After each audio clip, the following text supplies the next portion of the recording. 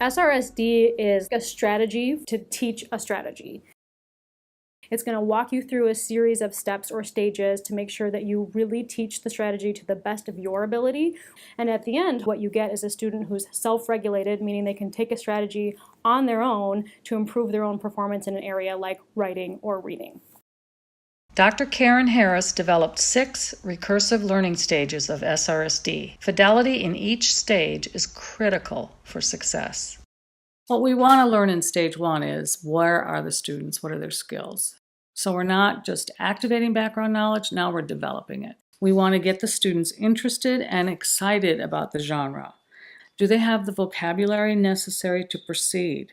Then we briefly introduce self-regulation and goal-setting strategies that we're going to be using throughout the stages to come. The biggest thing about the discuss it stage is demystifying the complexity of writing, that it has components to it, that it has elements, that there's a trick to writing about this genre that is going to make it easy for them. Help them understand that this is a simpler task than they sometimes think it is. A key premise in SRSD is that we want mastery of skills and we expect it. We use models and we use graphic organizers to help students determine the difference between an effective and an ineffective essay. It's also critical at this stage to build collaborative partnerships and to get student commitment to the task.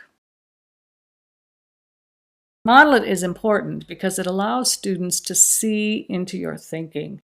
Think alouds, as silly as they feel, really do provide an important aspect of learning. So when kids can see how you're processing work, they can also process the same way. And if they don't know how to process it, then they get a way to do it by watching you do a think aloud.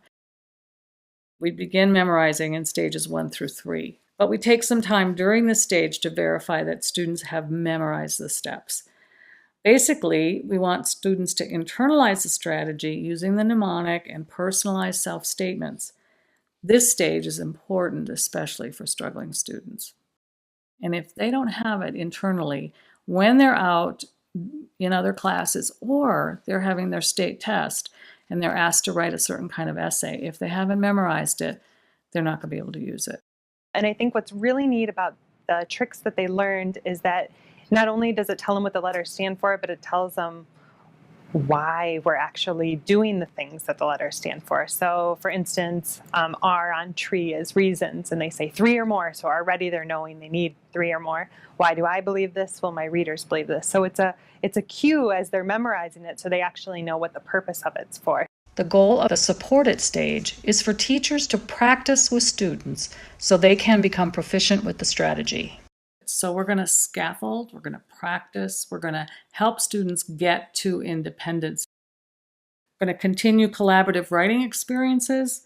We're going to support students' strategy use, fading support when ready.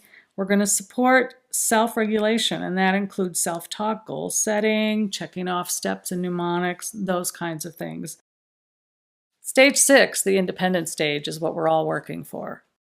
Generally, this stage continues the fading of scaffolds from stage 5 to complete independence. Work in this stage also ensures that transfer to other environments is implemented.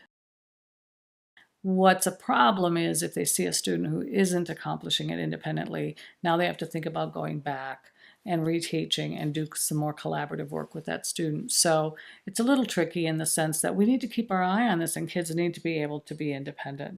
The research is really clear that in order for students to be successful and independent, that we have to gradually release the responsibility of instruction to them. And we do this by introducing, modeling, and then the collaborative writing and planning, and then eventually they do it themselves. That gradual release of control can be really tricky for some teachers. And I've learned to trust the teacher. Some teachers let go too quickly, but they realize it and they back up and they provide a little bit more support and the kids get to where they need to be. And what we're seeing is what you would expect with any instructional approach. As teachers have more experience with it, they're more fluent, they're more adaptive, and they're more able to make judgments for individual students and differentiate and individualize to the needs in their classroom.